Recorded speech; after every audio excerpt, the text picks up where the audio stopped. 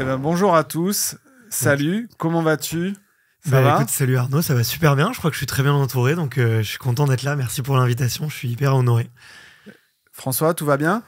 Magnifiquement, Donc, merci. Je suis en compagnie de deux personnes extraordinaires, quelqu'un qui anime un podcast qui s'appelle Extraterrien et qui va se présenter à vous et que j'ai appelé en renfort parce que pour dresser le portrait et faire le podcast d'une légende du rugby comme François, je ne pouvais pas être tout seul. Et donc François, dont on va avoir l'occasion de parler longtemps au cours de ce podcast. Tu veux bien te présenter pour les gens qui te connaissent pas encore sur la communauté OVNI et sur ta communauté à toi, tout le monde te connaîtra, mais on va le faire pour la communauté OVNI. Ok, écoute, salut Arnaud et bonjour à tous. Du coup, moi c'est Barthélémy, mais hormis la police et les impôts, tout le monde m'appelle Bart. Et effectivement, j'ai monté il y a 4 ans et demi maintenant un média qui s'appelle Extraterrien. Le but, c'était de devenir le média de sport inspirationnel numéro 1. Parce qu'il y a beaucoup de sport, il y a beaucoup de médias d'actualité dans le sport, mais peu d'inspiration, peu de portraits, peu de formats un peu plus profonds où on va creuser un peu les clés de la performance, les clés de la motivation, les moments de doute, les moments de joie. Et du coup, là, on est en train de grossir. On vit une belle période parce que pour la France, on vit 2 très belles années de sport avec la Coupe du Monde de rugby dont on va sûrement peut-être un peu parler aujourd'hui et les jeux qui arrivent. Et puis, on a monté aussi humblement une petite société de production pour créer du contenu, essentiellement des podcasts en vidéo, notamment pour les marques avec un fort ADN sportif. Voilà un peu pour la petite histoire. Moi je suis venu te voir il y a quelques mois parce que je me posais plein de questions sur ce sujet-là, un peu comme j'ai débuté mes échanges avec Mathieu Stéphanie, mon associé qui est connu sur Génération Do It Yourself et la Martingale. Et puis je t'ai dit, je crois que je t'ai appelé à l'arrache ou un message LinkedIn et je t'ai dit, écoute, des extraterriens, des ovnis, peut-être qu'il y a moyen de bosser ensemble. Et tu vois, 8 mois après, on se retrouve à faire un podcast. Donc c'est cool, merci de prendre le temps de venir nous faire bénéficier de ton expérience dans cet univers-là. Bon, on rentre dans le vif du sujet avec toi, François. Est-ce que, tout le monde te connaît, mais tu veux bien prendre quelques minutes pour te présenter et ensuite, avec Bart, on va un peu te poser des questions sur ta carrière sportive et puis un peu aussi ta reconversion dans le business. Je pense qu'on va être un peu à la croisée des chemins aujourd'hui. Avec plaisir. Mais très enchanté d'être là. Bonjour à tous. Donc François Trinduc, je suis né à Montpellier. J'ai fait mes études à Montpellier. J'ai eu un master en grandes écoles à Grenoble École Management. J'ai fait donc 18 ans de sport professionnel et notamment du rugby, 11 saisons à Montpellier, 3 saisons à Toulon, 2 saisons au Racing Club de France à Paris et une dernière saison à l'UBB à Bordeaux. Je suis marié, j'ai 3 enfants, 3 garçons, 12, 10 et 2 ans. Qui font du rugby? Un fait du rugby, plutôt hand dans la famille maintenant. Je vis à Montpellier, retour aux sources, proche des miens, de mes amis, de ma famille, de ma belle famille aussi qui est dans la région. Et donc aujourd'hui, je suis directeur d'un groupe d'ingénierie, directeur sur l'agence de Montpellier, donc plutôt le périmètre anciennement Languedoc-Roussillon. Ok. Montpellier, une ville de hand aussi, hein. Une ville de sport, une ville de sport, volonté forcément de notre illustre Georges Frêche, qui avait compris que la meilleure des tribunes pour sa ville, c'était le sport, donc pas mal investi dans les infrastructures et dans les clubs sportifs, donc du hand, du foot, du rugby, du volley, du water polo et un peu de basket, donc non, c'est une ville très, très sport. Ouais. Pour les gens qui nous écoutent, qui ne voient pas qui est Georges Frêche, ça a été le maire de Montpellier, président de la région qui s'appelle maintenant Occitanie, mais qui était anciennement le Languedoc-Roussillon, et qui était assez visionnaire à la fois sur la transformation de la ville et sur l'investissement dans le sport, c'est ça? C'était un levier pour lui. Tu l'as connu, tu l'as côtoyé, je suppose? Oui, bien sûr, oui. Il venait dans le vestiaire après les victoires ou même après les défaites un peu gueulées, mais voilà, on aime ou on n'aime pas, mais en tout cas pour le sport montpelliérain, ça a été un personnage illustre. Bon Bart, moi je suis là pour apprendre avec toi. D'ailleurs, toi, tu es arrivé préparé avec des questions et tout, alors que moi, je suis toujours un peu freestyle, donc je vais te laisser la main et l'honneur de piloter un peu cet entretien avec François. Qu'est-ce que tu as envie de poser comme question à François? Écoute, il y a une question que j'aime bien poser, je sais pas si c'est mon biais de papa, mais c'est aussi pour connecter un petit peu avec les auditeurs. Et la question que j'ai posée, moi, à mes 250 invités, tous athlètes de haut niveau à chaque fois, c'était quel est ton premier souvenir de sport? Alors moi, j'ai toujours baigné dans le sport et c'est vrai que j'étais pas très scolaire, on va dire, pendant ma jeunesse. Donc ça a été des moments de passer du temps dehors, dans la rue, sur le terrain, un terrain vague en bas de chez moi ou dans la rue. C'était de jouer avec mon frère aîné, mes voisins, refaire les Jeux Olympiques, la finale de Coupe du Monde, de rugby, un peu tous les sports. Et c'était surtout prendre du plaisir sur le terrain du Pic Saint-Loup, mon école de rugby où j'ai commencé. C'est une école de rugby qui est au nord de Montpellier. Et voilà, j'ai passé de moments fabuleux et c'était vraiment un exutoire pour moi puisque j'étais, comme j'ai dit, pas très scolaire et je m'exprimais beaucoup par ce sport, par cette interaction avec les copains. Ok. T'as dit pas très scolaire, je comprends aussi un peu hyperactif, ou en tout cas qui a un peu du mal à rester en place, comme beaucoup, je crois, autour de cette table. C'était quoi les autres qualités que tu pourrais donner au petit François quand tu le regardes là avec le recul et les années qui ont passé? L'insouciance, je pense que c'est une vraie qualité de jeune, d'être naïf, insouciant, d'avoir peur de rien. Et aujourd'hui, je m'inspire du petit François, de ne pas se donner de limites, entre guillemets. Mais voilà, c'est ça, c'est prendre du plaisir. Je pense que le plus important, c'est prendre du plaisir, profiter du moment présent, sans forcément se projeter sur demain ou dans un mois. Mais voilà, le plaisir m'a accompagné toute ma jeunesse et toute ma carrière rugbystique aussi, parce que mon leitmotiv, ça a été de prendre du plaisir sur le terrain. Ok. Donc, vas-y. Sans rentrer dans la politique, je voyais aujourd'hui ou hier, donc on est mi-décembre, qu'il y avait un objectif de médaille fixé par la ministre des Sports. Je vais être un peu provoque, hein, le but c'est d'être sans filtre.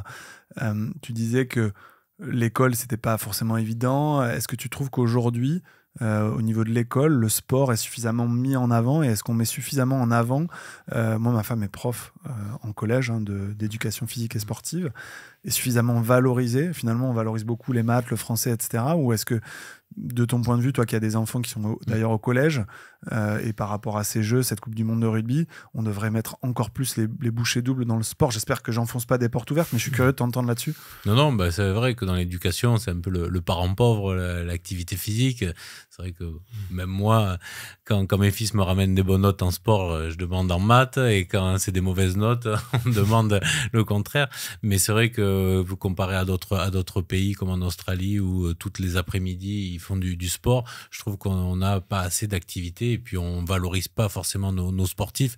Je parle plutôt du sport olympique aujourd'hui. C'est vrai que c'est difficile, c'est un vrai engagement pour eux. Ils doivent parfois arrêter leur métier, parfois arrêter leurs études, parfois mettre entre parenthèses leur sport, leur discipline pour pouvoir vivre. Et c'est vrai que c'est compliqué de après mettre des objectifs de médaille alors qu'on met pas tout à disposition pour les accompagner et y arriver. Moi, je sais pas pour toi Arnaud, mais c'est rassurant d'entendre un autre papa champion qui nous dise bon, même moi quand mon fils a des mauvaises notes en maths, je vais pas forcément l'embêter, mais c'est vrai que ta réponse elle est très clairvoyante. Je trouve un peu le paradoxe français, c'est qu'on a l'impression qu'il y a énormément de potentiel et qu'on met beaucoup de choses en place et qu'en même temps on le fait pas à 100% et du coup les résultats sont pas toujours au rendez-vous, quoi. Donc tu fais bien de le dire. En tout cas, si toi aussi t'as ce dilemme là de papa, ça nous rassure. Je sais pas comment vous gérez avec vos enfants, mais moi c'est toujours la priorité quand même aux matières un peu scientifiques, je dois le dire. Mais moi, j'en suis pas encore là. Ils ont 4 et 7 ans. Donc, finalement, pour l'instant, à part les dictées, non, c'est même pas les dictées, c'est les poésies à faire réciter. J'ai pas encore de maths ni rien. Okay. Mais je vais voir ça bien assez rapidement, je pense. T'inquiète pas. Ok. Dans ta carrière sportive, nous, côté OVNI, on n'est pas comme extraterrien. On va recevoir assez peu de sportifs. C'est quoi les souvenirs marquants? C'est quoi les étapes un peu clés de ta carrière et qu'est-ce que tu en retires? Forcément, le premier match en professionnel, enfin en première division, à l'époque c'était le top 16. T'avais quel âge? J'avais tout juste 18 ans, on n'avait pas le droit de jouer sans être majeur, donc j'ai attendu d'avoir mes 18 ans. Je suis de fin d'année, je suis de novembre, donc j'ai attendu un peu plus que mes collègues. Et ça a été un match À Biarritz, tu perdu assez largement puisque je préparais les phases finales et nous, on s'était maintenus, donc plus trop d'enjeux. Mais voilà, c'était un peu, pas l'aboutissement, mais une étape de franchie parce que on a tous envie d'être un jour professionnel, d'être un privilégié, de vivre de sa passion. Et là, c'était le premier step et donc forcément, ça reste un souvenir unique. Ok. Il y en a d'autres, des moments comme ça où tu t'es senti passer un étage? Après, je citerai ma première sélection en équipe de France en 2008 en Écosse, à Murrayfield. Donc, c'est vrai que pour moi, le tournoi destination, ça a toujours été un moment particulier, familial. On regardait dans le canapé avec mon père, mon frère, ma mère, les matchs du tournoi, les hymnes. On le vivait à fond et c'est vrai que voilà, de pouvoir vivre de l'intérieur, en plus à Édimbourg, où j'avais ma chambre d'hôtel qui donnait sur les rues, où tout le monde était déguisé, grimé, chantait français, écossais mélangés, de pouvoir vivre cette première sélection à Murrayfield par une victoire en plus, c'était un fabuleux moment. Ok. Moi, j'ai une petite question à te poser parce que j'ai joué beaucoup au rugby, moi étant plus jeune, et tu vois, j'ai toujours eu l'image d'un François très serein, très calme, toujours souriant, toujours une parole impeccable. T'as été assez précoce quand même parmi les joueurs de rugby. On entend beaucoup dans le foot ou peut-être d'autres sports que ça peut vite monter à la tête, le succès, la réussite en tout cas très jeune. Comment est-ce que toi tu l'as vécu et comment est-ce que j'ai l'impression que tu l'as dompté en fait, cette célébrité et ce professionnalisme assez précoce? Ça n'a pas été tout simple. Pour refaire un peu la genèse, j'étais un enfant très timide, introverti. J'avais vraiment du mal à m'ouvrir. C'est parfois le cas encore. Mais c'est vrai qu'à l'âge de 14-15 ans, presque je ne pouvais pas aller acheter une baguette tout seul de timidité. Donc c'était un peu mon exercice. Ma mère m'a envoyé acheter une baguette pour pouvoir me libérer. Et c'est vrai que moi, ce que j'aimais au rugby, c'est me libérer, jouer, prendre du plaisir. Et forcément, les médias, après, ont fait le chemin. C'est-à-dire que je jouais à Montpellier.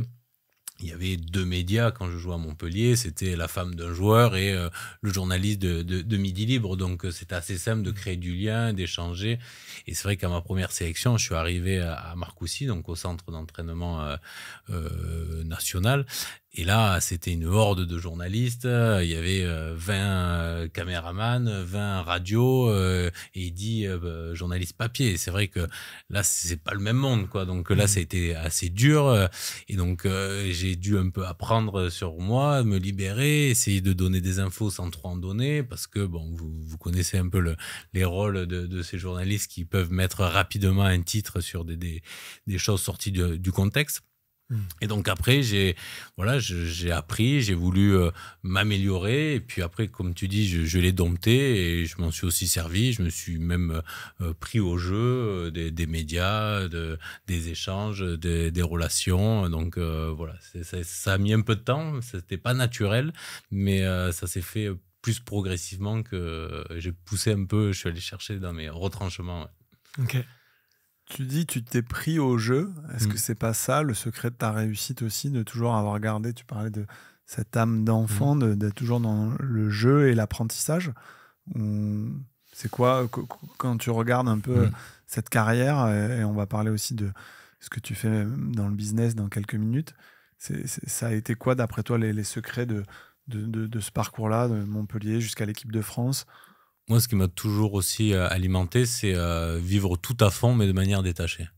Okay. Donc, même presque poussé à son paroxysme ou même à l'extrême de pouvoir profiter, de pouvoir faire les choses à fond, s'entraîner à fond, fêter à fond, tout ça, et de manière détachée à se dire, t'es un privilégié, ça peut s'arrêter malheureusement du jour au lendemain par une blessure, par une fin de contrat, par... quoi qu'il arrive, mais voilà, dans la vie, c'est un peu ça qui m'anime, et c'est vrai que ça donne du plaisir, ça permet de se relâcher. C'est vrai que même sur mes dernières années de joueur de rugby, Et je me trouvais un peu vieux con parce que je calculais tout, c'était moins fluide, moins naïf, moins sur ce plaisir parce que, et voilà, c'est les derniers matchs arrivant, les dernières saisons, elles comptent, tandis que quand tu es en pleine possession de tes moyens, tu as de la vitesse, tu as du punch, tu calcules pas la récup, tu calcules pas. À la fin, tu es obligé de tout calculer. C'est là où tu apprends un peu sur le tas. Mais c'est vrai qu'on perd de cette naïveté et c'est pour ça que c'est important dans un groupe d'avoir des gens expérimentés, des gens un peu innocents, des gens qui ont la connaissance et des gens qui poussent les portes, quoi. Moi, j'ai une autre question parce que tu dis que le rugby, ça t'a transformé, tu vois, en tout cas que ça a sorti le petit François de sa timidité. Est-ce que il y a d'autres traits de ta personnalité que ce sport t'a apporté?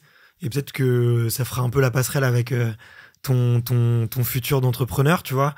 Quelles autres qualités t'as appris dans le rugby? Parce qu'il y a beaucoup de choses qui sont pas forcément naturelles.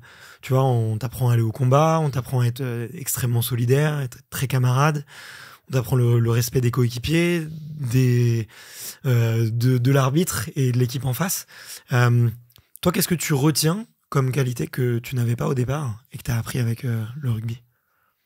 Bah forcément la bienveillance, prendre soin de ses partenaires, être intéressé par eux, par ce qu'ils ont foncièrement, mais aussi par le courage aussi, parce que forcément si on s'enlève, tout le monde le voit, on peut pas tricher, donc il faut être transparent, il faut être soi-même, pas se mentir et pas mentir aux autres, et ça aujourd'hui c'est quand même une valeur assez importante.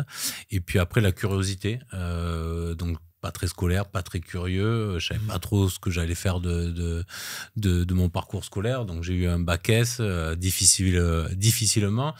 Donc forcément, qu'est-ce qui vient après? J'ai fait l'UFR STAPS, mais sans savoir ce que je voulais faire. Heureusement que j'avais le rugby. Et puis petit à petit, grâce au rugby, grâce aux relations, grâce un peu les relations presse, aux entreprises qu'on rencontre avant les matchs, autour de repas de gala, ben, ça m'a ouvert les yeux sur le monde de l'entreprise, sur ce qui se fait sur l'économie d'abord du rugby, sur l'économie d'entreprise. Qu'est-ce qui est aussi qu'on peut retranscrire du monde du sport à l'entreprise. Ça, c'est vraiment mon master qui m'a ouvert les yeux parce que j'ai eu des cours de compta, de droit, de géopolitique, de leadership, de management et vraiment de se poser ces questions et de se dire, bon, maintenant, aujourd'hui, qu'est-ce que tu vis pour... qu'on peut retranscrire dans le monde de l'entreprise, mais ça m'a permis d'avoir des vrais tips, d'avoir des vraies qualités, et puis après s'ouvrir sur d'autres secteurs que le sport. À quel moment dans ta carrière tu as commencé à anticiper cette reconversion et tu as fait ce master-là? C'était à la fin de ta carrière? C'était un peu avant? C'était au milieu. Donc, j'ai fait STAPS, donc j'ai eu ma licence en 5 ans, étalée plutôt avec mes contraintes de sportif. Et puis, vers 28 ans, ça a été une chance de rencontrer ce master. Donc, c'est Grenoble École Management. Ils ont monté une filière pour sportifs de haut niveau. Donc, le master classique, mais étalé sur 4 ans au lieu de 2 ans. Ce qui permet d'alléger les années, mais bon... toujours les mêmes matières. Et là, je me suis pris un peu au jeu. Ça m'a remotivé sur aussi aller se documenter, voir ce qui se fait, faire ce lien avec le monde de l'entreprise. Ça n'a pas été simple, 4 ans, avec les entraînements, les déplacements avec l'équipe de France. J'avais déjà deux garçons, donc ça n'a pas été simple. Mais voilà, ça a été une vraie aubaine pour moi sur la suite. Ouais. Tu t'organisais comment d'ailleurs? Tu faisais ça les soirs Non, plutôt le matin. Je suis pas trop du soir. Je me fais pas mal chambrer par mes amis parce que je suis un couche-tôt. Par contre, je suis un lève-tôt. À quelle heure se couche François alors? Des fois à 22h, il est déjà en mode avion et on se revoit le lendemain. Mais par contre, lève très tôt. Donc parfois, je me levais à 6h30 avant de petit déjeuner ou d'aller sur mes jours off. C'est-à-dire que tout sportif, surtout les rugbyman, on a toujours un jour dans la semaine off, donc généralement le mercredi, des fois mercredi et dimanche, et donc j'aménageais mes journées avec mes enfants et puis après avec les révisions. Donc tu es un adepte des morning routines ou pas? Comme beaucoup d'entrepreneurs. Ouais, pas encore, je me suis pas encore imposé ça. Là, je suis plutôt libération, on va dire. J'essaye plutôt de me consacrer sur le monde de l'entreprise, moins sur le sport et sur moi. Il faudrait que je m'y remette, mais c'est vrai que j'y pense. Mais pour l'instant, j'ai priorisé autre chose. Je l'ai vécu avec Taï Chris. Moi, j'ai investi dans sa boîte en 2015, donc, qui est champion du monde de roller, qui a sauté de la Tour Eiffel, etc. Il a eu vraiment beaucoup de mal à détacher l'image de sportif. Aujourd'hui, je pense qu'il est vraiment reconnu comme un entrepreneur dans les télécoms, dans les startups, etc. Mais je dirais que ça a bien pris 2 ou 3 ans. Au début, même les journalistes me disaient « Mais attends, mais c'est juste la vedette, c'est pas vraiment sa boîte, etc. » À ton niveau, aujourd'hui, tu vois, même nous, on t'interroge encore sur ce parcours de sportif. On va basculer sur le côté entrepreneur. Comment tu gères ça et dans quelle mesure, finalement, maintenant, ton activité d'entrepreneur chez Fortil, et on veut bien que tu expliques aux gens qui nous écoutent qu'est-ce que tu fais chez Fortil dans un second temps. Comment tu arrives à finalement lisser, un peu effacer cette image de sportif pour prendre le costume de l'entrepreneur? Oui, effectivement, c'est pas simple et je resterai toujours l'ancien sportif, donc il faut savoir le dire et puis ou pas, mais en tout cas j'ai toujours voulu moi quitter ce monde du sport justement pour mettre entre guillemets en difficulté dans un autre secteur qui est l'entrepreneuriat aujourd'hui dans le conseil, mais parfois ça sert, parfois ça dessert parce qu'on te reçoit en rendez-vous plus facilement, certes, mais des fois pour rien, on te baratine. Mais voilà, il faut arriver à faire la part des choses. Et moi, ma priorité, effectivement, et je le dis souvent, c'est de ne pas être un panneau publicitaire. C'est-à-dire que ça ne m'intéresse pas, moi, d'être là comme étendard et qu'on ouvre les portes et que derrière, moi, je voulais vraiment me mettre le défi d'être dirigeant créer sa propre structure, la manager et aussi la gérer. Donc, c'est là où je me suis mis ce défi, ce challenge cette année. Ok. Il y a eu la transition, elle a été immédiate. Dès que tu as arrêté, du coup, avec Bordeaux, tout de suite, t'es parti sur la boîte. Ouais, parce que j'ai rencontré donc le PDG Olivier Rémini de Fortil à Toulon en sortie de Covid. Et donc, ça a commencé à remonter. Et donc, ça a bien fité entre nous. Et lui, il avait besoin d'un dirigeant sur l'agence de Montpellier. Comme il savait que moi, je voulais, quoi qu'il arrive, après ma carrière, revenir à Montpellier. J'ai dit OK, mais je ne connais pas trop ce que c'est, moi, le monde du conseil, de l'ingénierie. Je ne suis pas technique, je ne suis pas ingénieur. Et donc, comme ce que j'ai fait pendant mon master, quand j'ai joué à Paris, sur mon jour off, le mercredi, ou parfois par mes après-midi, j'allais à l'agence à Neuilly, à Paris, apprendre le métier avec les talents d'acquisition qui font du recrutement, les business managers qui font du commerce, le dirigeant qui m'apprenait à diriger. Et j'ai appris un peu les différents secteurs d'activité, que ce soit l'IT, la santé, l'indus, pour avoir un vernis technique. C'est pas moi qui allais trouver les solutions aux problèmes de nos clients. Et puis, donc ça, 2 ans. Et puis après, en parallèle, commencer à lancer des activités sur Montpellier, tout en étant à Paris. Je prenais des fois le premier vol de Orly. Je rentrais le soir. Donc, j'avais entraînement le lendemain, le jeudi. Voilà. Et puis à Bordeaux aussi, développement des activités sur Montpellier. Et ça s'est fait un peu comme ça, grâce à des dirigeants, à des business managers qui m'ont beaucoup accompagné, appris, étaient patients de m'apprendre ce métier et ces secteurs. Ok. Moi, je suis quand même curieux parce que, tu vois, quand tu sors d'une carrière de haut niveau, il y a plein de business sexy qui t'appellent. Tu vois, on en voit. Certains, ils vont devenir équipementiers. D'autres vont faire, je sais pas, des séminaires, des vacances. Des business sexy, tu vois. Et toi, t'es allé vers la tech, t'es allé vers le conseil. C'est des métiers qui sont durs parce qu'il faut recruter des talents, comme tu l'as dit. Qu'est-ce qui t'a attiré, en fait? Qu'est-ce qui t'a plu, toi, dans ce... Le challenge, déjà, moi, je me suis dit, déjà, je veux rentrer chez moi à Montpellier et réussir dans un autre domaine que le sport. C'était ma principale source de motivation. Rendre aussi la confiance à Fortil, parce qu'ils avaient quand même misé sur moi, entre guillemets, 2 ans avant la fin de ma carrière, sur ce rôle de dirigeant directement. J'aurais pu commencer sur du recrutement, sur du commerce, et pas forcément dirigeant. Et donc, j'ai appris, passionnant, des rencontres qui m'ont bien accompagné. C'est vrai que voilà, ça n'a pas été simple tous les jours, mais le défi a été relevé et j'en suis fier de pouvoir dire que j'ai monté ça et je me suis mis dans cette difficulté-là. Il y a d'autres sportifs dans le groupe Fortil, c'est une culture, un ADN que vous avez? Un peu, oui, plutôt rugby. Oui. C'est plutôt orienté rugby avec du sponsoring du Racing de Toulon, les origines. Donc c'est un prolongement naturel quand même. Non, parce que je les ai même pas rencontrés par le biais du rugby. Je les ai rencontrés par une connaissance commune, un ami qui m'a fait rencontrer donc Olivier Rémini, le PDG. Et est-ce que tu peux, parce on est rentré vraiment de plein pied dans cet épisode, mais expliquer un peu qui est le groupe Fortil, comment ça a été créé, comment ça s'est développé. Je crois que en fait c'est une success story dont on entend assez peu parler, en tout cas moi dans mon milieu des startups, de la tech, des fonds d'investissement, parce que c'est une société rentable, qui a cru assez rapidement, qui a ouvert pas mal d'agences. Ça représente combien de collaborateurs? Tu peux expliquer un petit peu ça? Donc l'historique de Fortil, ça a été créé par Olivier Rémini à la Seine-sur-Mer à côté de Toulon en 2008. Donc plutôt des activités d'ingénierie avec dans le secteur industriel. Puis après, s'est développé une deuxième agence bien plus tard en 2017 à Toulouse.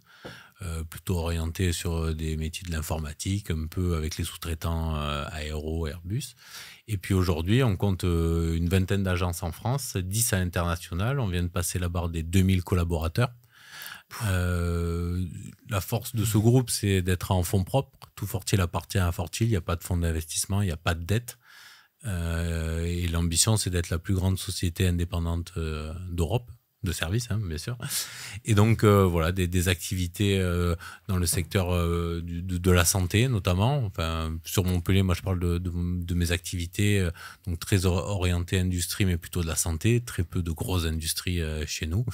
Et de l'IT, de l'informatique, avec des clients dans le bancaire, dans l'assurance, dans l'édition de logiciels. C'est l'ambition d'Olivier Rémini, c'est ça, je le prononce bien, qui t'a motivé, cette vision tout de suite, il te l'a véhiculé, parce que pour attirer des talents, finalement, cette ambition, elle compte. Dans le rugby, c'est pareil. Un club qui a un vrai projet de rentrer en championnat d'Europe, d'être dans le top 5 du top 14, je sais pas. C'est ça qui t'a motivé? C'est vraiment le défi perso au sein de l'entreprise de réussir, de lancer les activités sur Montpellier, d'une création d'agence. Aujourd'hui, on a plus de 30 consultants sur Montpellier. Des sujets aussi avec les bureaux d'études, puisqu'on a des bureaux d'études techniques aussi qui ont une vraie expertise. Et voilà, c'est le fait de pouvoir aussi rayonner, créer des interactions avec les différentes agences, les différents bureaux d'études pour répondre au mieux à nos clients. Ok. Tu as des inspirations je sais pas, d'entrepreneurs, de dirigeants tu vois un peu, je pense que tous les enfants sportifs ont, on va pas dire des idoles, mais en tout cas des sources d'inspiration. Est-ce que là, vu que on va pas dire que tu es un bébé entrepreneur, ça serait vraiment réducteur, mais est-ce qu'il y a des inspirations qui te font grandir et qui te...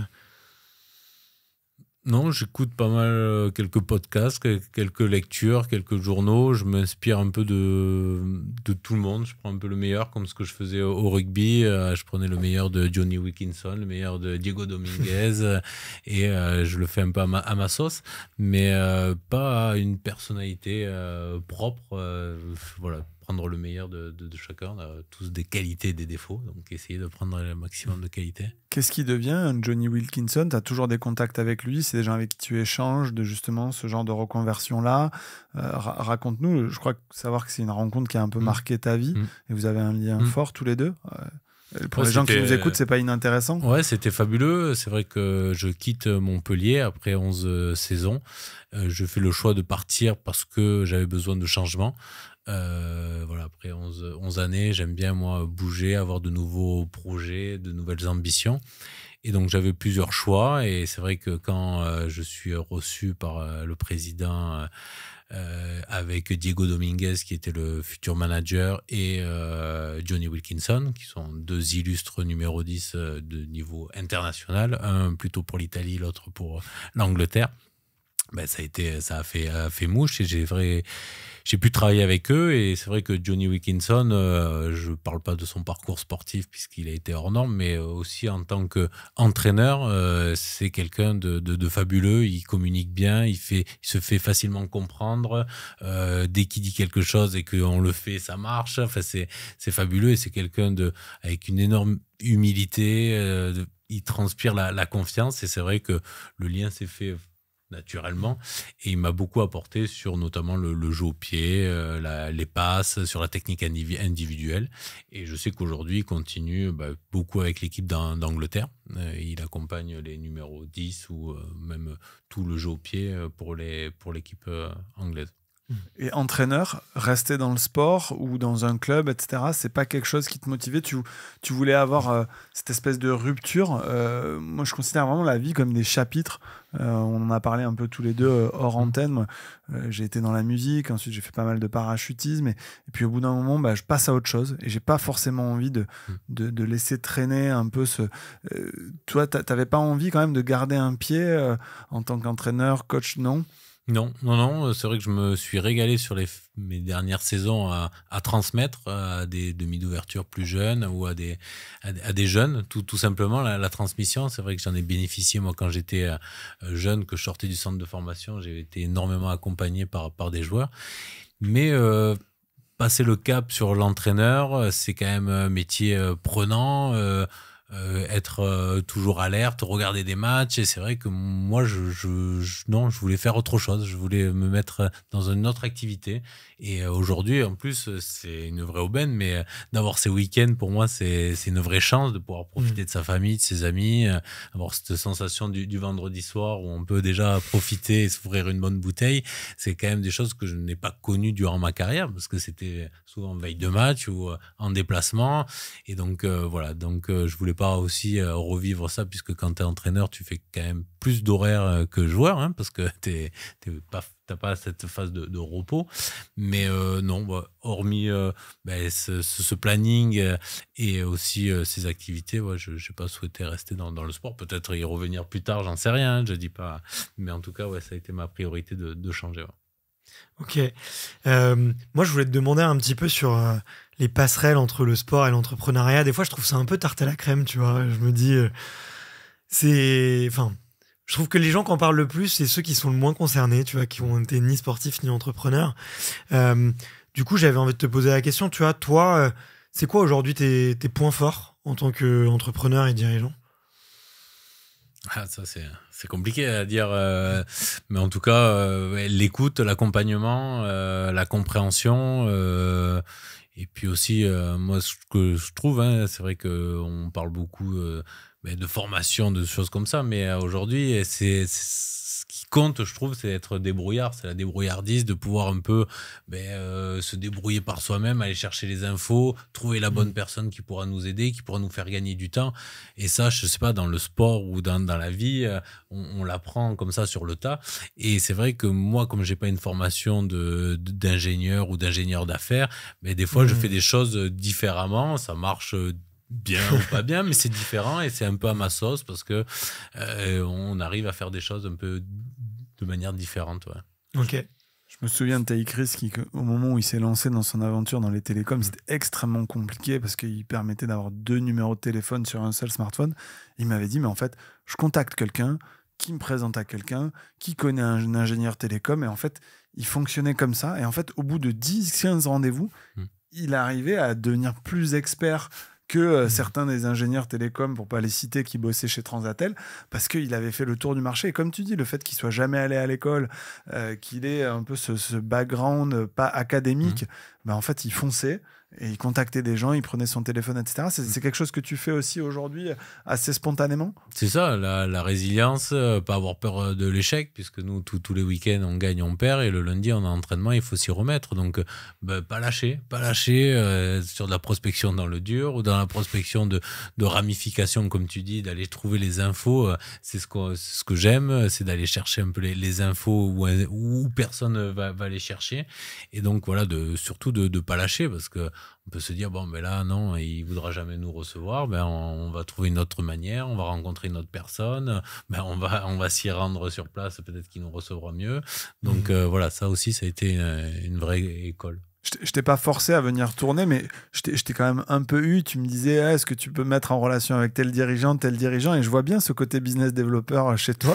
Et puis bon, au bout d'un moment, avec 3-4 contacts, je t'ai dit, bon, ben allez, viens faire un podcast avec nous, et puis on va faire ça avec Bart, ça va être sympa. Est-ce que c'est ça aussi, il faut savoir donner, comme dans le jeu au rugby, donner à son réseau pour l'élargir, pour l'étoffer, pour développer son business, avant de finalement recevoir. Tu penses que ça, c'est une valeur qu'ont les sportifs et qui les aide beaucoup derrière dans les reconversions business? Oui, je pense. Alors, je ne veux pas généraliser, mais voilà, de pouvoir l'alimenter, de pouvoir créer du lien, un vrai lien, et pas seulement un message sur LinkedIn, mais de créer des relations, des déjeuners, des connivences, de remercier les gens aussi quand ils mettent en relation, parce que ça, les feedbacks, je trouve que c'est un peu délaissé, mais ouais, c'est sur cette alimentation-là. Et puis c'est vrai que nous, sportifs, on a la chance d'inviter sur des matchs, sur des rencontres, sur des événements sportifs. C'est quand même sympa, et ça intéresse souvent un peu tout le monde. Ouais. Qu'est-ce que tu préfères faire dans tes journées maintenant ? Alors moi, ce que je préfère dans mon rôle, c'est plutôt la prospection. Aller, comme je disais, chercher des marchés, trouver les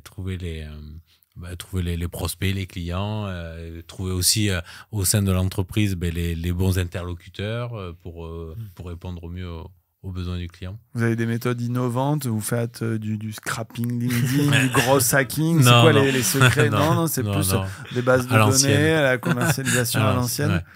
Ouais. Ok. Moi, c'est marrant. Et toi, c'est quoi tes secrets de prospection? Comment tu sources tous les athlètes que tu interroges? Comment tu fais pour avoir ce que les autres ne vont pas avoir sur leur podcast? Moi, j'ai une petite question piège à la fin de mes podcasts. Je leur demande qui est-ce qu'ils me recommandent d'interviewer. Et très souvent, c'est effectivement si l'interview s'est bien passée, qu'on a été généreux, qu'on a passé un bon moment, parce que le but c'est quand même de passer un bon moment avant tout.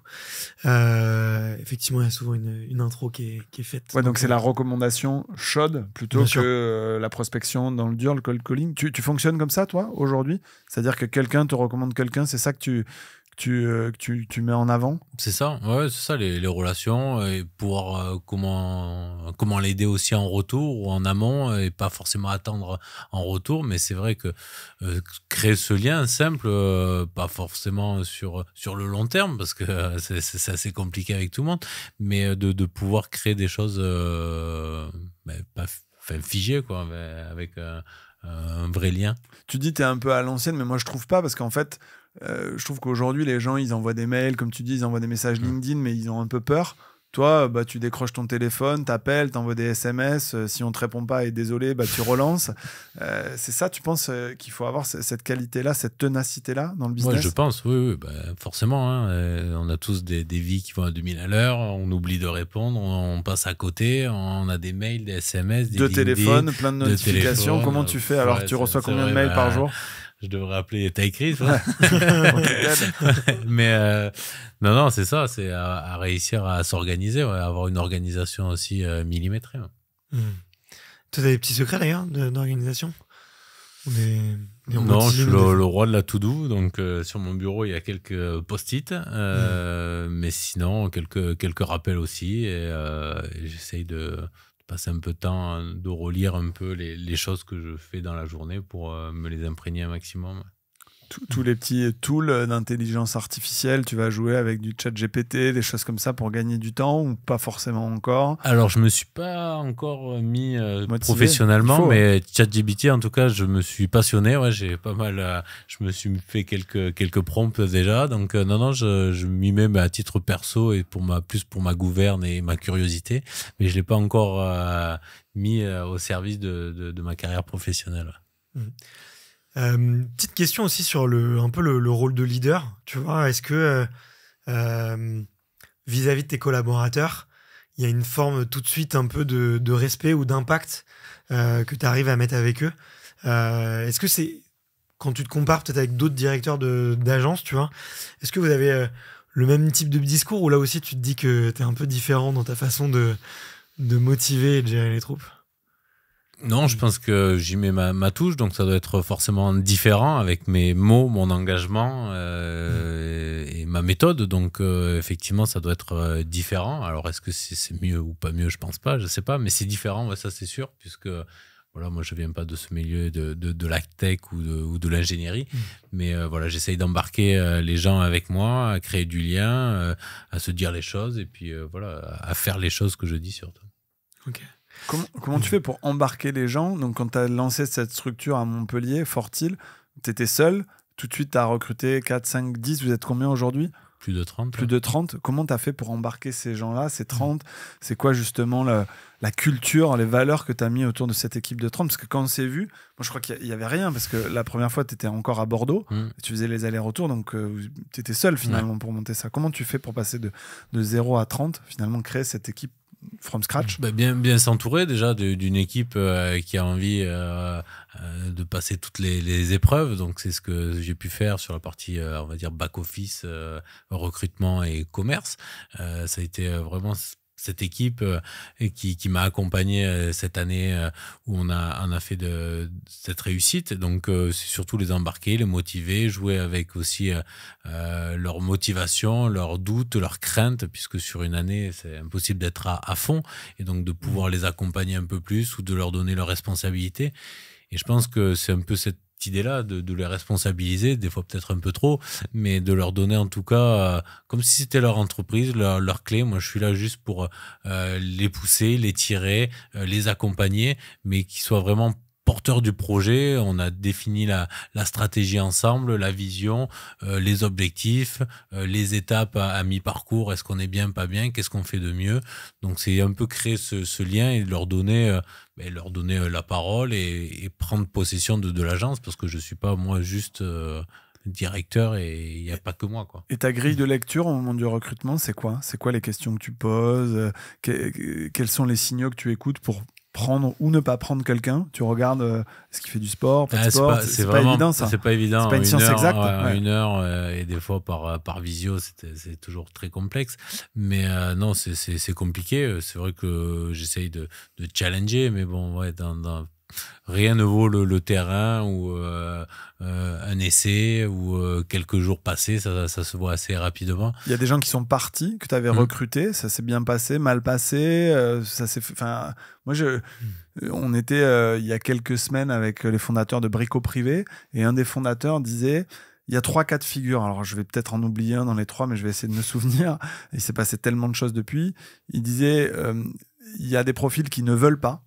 Et en fait, quand ils veulent pas, dans ce cas-là, il faut se séparer vite. Il y a des profils qui peuvent pas. Et là, c'est beaucoup plus compliqué. Et puis, il y a des profils entre les deux. Donc, j'ai perdu, tu vois, le troisième. Mais tu as eu ça? C'est-à-dire que dans les recrutements que tu as fait, là, dans les 30 personnes, tu as eu des gens, en fait, qui n'étaient pas en adéquation avec l'ambition que vous avez, avec la dynamique que tu as mis en place. Comment tu as géré ça? Ouais, forcément, c'est...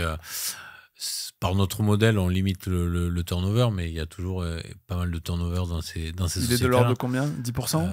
Plus que ça? Non, ouais, tu sais pas? Ouais, plus que ça, ouais, ok. Et c'est parce que forcément, on ne s'entend pas sur des sujets. Ça se passe des fois bien, ça se passe des fois mal, parce que on a des visions différentes, des lectures du passé aussi qui sont différentes, ou sinon, voilà, au sein de l'entreprise, pas les bonnes fonctions, donc pas possibilité de proposer les fonctions demandées. Donc, ça se passe plutôt calmement. Enfin, j'essaye, moi, d'être toujours posé. Factuel, d'expliquer les choses. Et après, bon, souvent sur une séparation, c'est toujours complexe avec les lectures de chacun et les égos. Moi, j'ai toujours pris comme un crève-cœur un salarié ou un membre de l'équipe qui partait. Je me demande si, tiens, avec le sport collectif et l'habitude un peu, tu vois, des mercatos, des changements, finalement, en fait, est-ce que ça fait pas partie du quotidien pour toi, quelqu'un qui arrive, quelqu'un qui part, et que du coup, tu le prends pas du tout personnellement, ou en tout cas, c'est pas du tout l'ego qui réagit?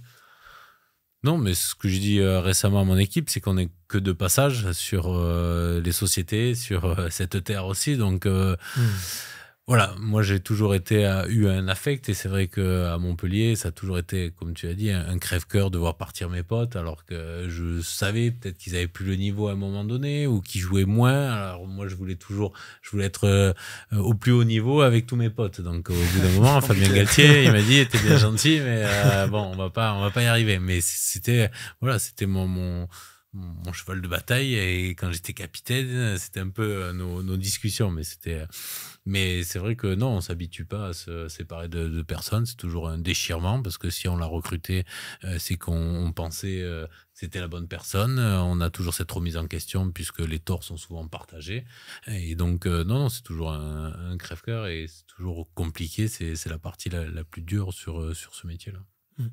Sur quoi tu as envie de progresser ?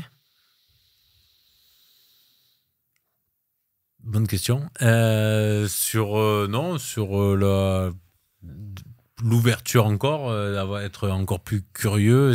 J'ai besoin de tout maîtriser avant de prendre des décisions et de pouvoir peut-être faire un peu plus confiance à mon instinct pour gagner du temps, être plus efficace, plus pragmatique et aussi pouvoir donner encore plus d'énergie, accompagner des plus juniors. Ça, c'est ce qui me plaît.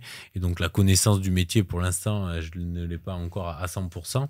Mais là où je souhaite me développer, c'est être peut-être un peu plus dans la technicité de l'ingénierie et de me spécialiser dans différents secteurs avec les bureaux d'études et plus rayonner et avoir cette forme d'échange avec le client un peu plus précis. Ok. Tu as parlé de tes échecs dans le sport, rapidement. Peut-être ton plus gros échec sportif et puis les échecs dans le business. Moi, je suis toujours curieux. On en parle assez peu en France. Moi, j'en ai plein. Je peux aller dessus aussi. Avec 15-20 ans d'entrepreneuriat, je pense que j'ai beaucoup plus d'échecs que de succès d'ailleurs. Raconte-nous.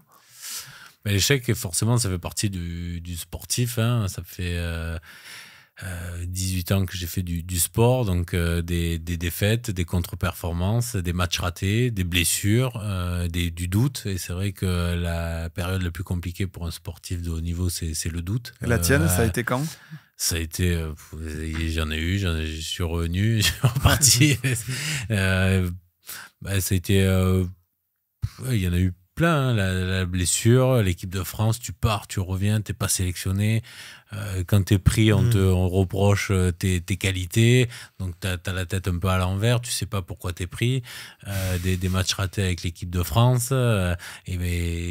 C'est très dur, donc il faut faire une introspection avec son staff technique, ses proches aussi, même si c'est pas les meilleurs feedbacks qu'on peut avoir parce que sa femme ou ses parents disent toujours non mais c'est pas de ta faute, donc c'est pas les meilleurs retours au feedback qu'on peut avoir, mais voilà, faire une introspection, être très honnête avec soi-même et puis se remettre au travail petit à petit, retrouver un peu du plaisir, retrouver un peu d'allant, retrouver la confiance en faisant des choses qu'on maîtrise et puis petit à petit ça revient. Qu'est-ce qui se passe dans ta tête quand tu rentres au vestiaire justement après un échec en équipe de France, etc. Qu'est-ce qui se dit, François, au fond de lui quand tout le monde fait grise mine dans ce vestiaire? Moi je me suis toujours posé la question. C'est horrible comme sensation, t'as envie de te cacher, d'être au fond de ton lit sous ta couette que personne te voit.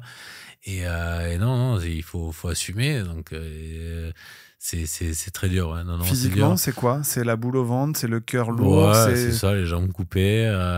C'est tous ces sentiments qui mettent du temps à partir. Nuit blanche sur nuit blanche. Je te cache pas, les journaux s'en donnent à cœur joie aussi, donc tu t'en sors plus quoi. Et pendant une semaine, le match d'après, tu réfléchis un peu plus et que tu rentres sur le terrain avec un peu plus la boule au ventre et tu te consacres, on va dire, sur tes 3-4 premières actions à te dire là il va falloir que tu fasses des trucs simples, efficaces et réussis pour te mettre en confiance, parce que si tu loupes ta première action, tu vas passer à travers pendant 80 minutes. Quoi. Tu leur en veux aux journaux aujourd'hui ou t'as dépassé ça? Ah non, j'ai dépassé ça. Ça fait partie des choses. Après, c'est leur rôle aussi, même si ça fait toujours mal, surtout quand ils attaquent sur la perso ou c'est sur des choses comme ça, sur les familles. Et quand c'est sorti du contexte, c'est toujours très, très complexe et c'est dur à accepter. Et donc, on essaye de sortir de ça. Mais ouais, ça a été des moments particuliers, durs. Heureusement, forcément que j'avais mon entourage, ma famille, mes proches pour m'épauler, parce que c'est des moments de doute, de crainte,